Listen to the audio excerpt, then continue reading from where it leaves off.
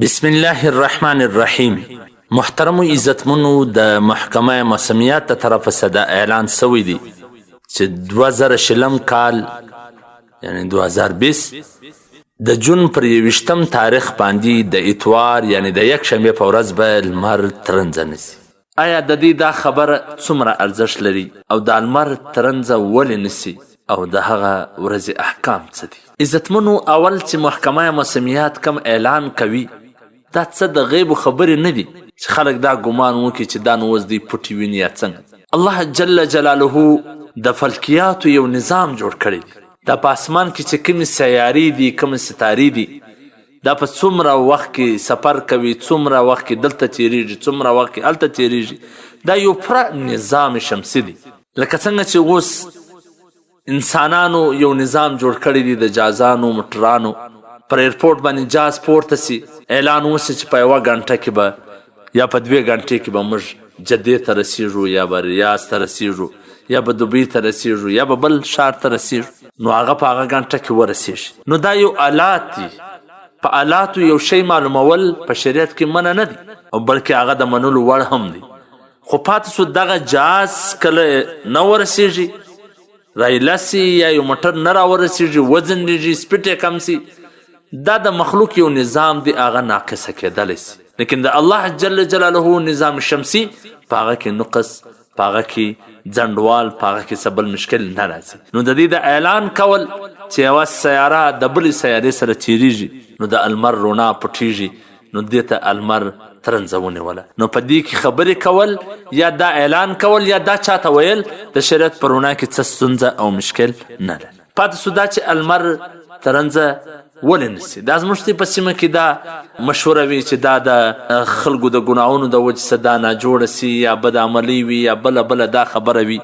دا خبرې څه حقیقت نه لري. د نبی کریم صلی الله علیه وسلم په زمانه کې په هغه ورځ باندې المر ترنځ ونیوي په کومه ورځ چې د نبی کریم صلی الله علیه وسلم زوی حضرت ابراهیم وفات شو. حدیث دی: کسفت الشمس على عهد رسول الله صلى الله عليه وسلم يوم مات إبراهيم فقال الناس كسفت الشمس لموت إبراهيم فقال رسول الله صلى الله عليه وسلم إن الشمس والقمر لا ينكسفان لموت أحد ولا لحياته فإذا رأيتم فصلوا وادعوا الله.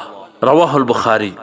د نبی کریم صلی الله علیه وسلم په زمانه کې چې کله المر ترنځ ونیوي هغه ورځ وله په کومه ورځ چې د نبی علیه الصلاة والسلام زوی ابراهیم وفات شو.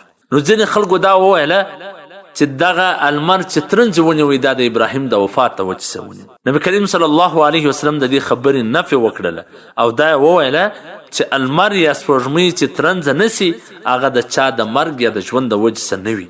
بس چې کله تی ولیدل چې المر یا سپوږمۍ ترنځ ونیوله بس لمونځ کوئ، دعاګانې غواړي. نو دا د یو چا د وجې څخه المر سپوږمۍ ترنځه نه نسي، بلکې دا د الله د نقش څخه یو نقشه ده، یو نشانې ده چې الله جل جلاله خپلو بندګانو ته دا ورښیي چې دغه المر د عبادت لایق نه دی، بلکې دا د الله جل جلاله د حکم پابند نه دی. که چیرې الله وغواړي د دې رڼا ور ختمولی سي، د دې رڼا ور پټولی سي. نو په دغه وخت کې موږ ته د عجزۍ کولو حکم دی چې هسې نه خدا ناخسته الله جل جلاله د المرګ سره سواخ، دا رڼا را سواخ. ټوله ورځ په د المر څومره کارونه کېږي، کولرام په لګي، بیټري په چارجي، یوفیسیان په لګېږي، شمسي اوبه په راکاش، هېڅ بیل یې نشته. لیکن د حکومت د 1 غنټې د بجلۍ بیل څوک نشي ورکولی. نو دا د الله جل جلاله څومره غټ نعمت دی. دا یو لږ ګړی پټېدل د الله د نعمت څخه محرومي ده. نو ځکه په دغه وخت کې الله جل جلاله ته متوجه کېدل پکار دي. په دغه ورځ خیرات کول، صدقه کول، تلاوت کول، دعاګانې کول، په خاصه توګه چې کم لمونځ مسنونه دي هغه لمونځ کول.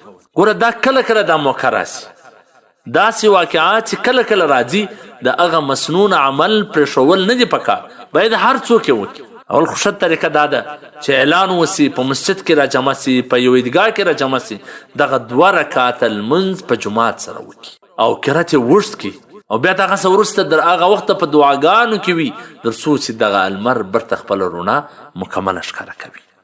زنانې په کورونو کې نفلونه شروع کی، عبادتونه شروع کی، تلاوتونه شروع کی. کم څوک جمعه ته نسی ورکلالی په کور کې د لمونځ شروع کی، نفل دې شروع کی.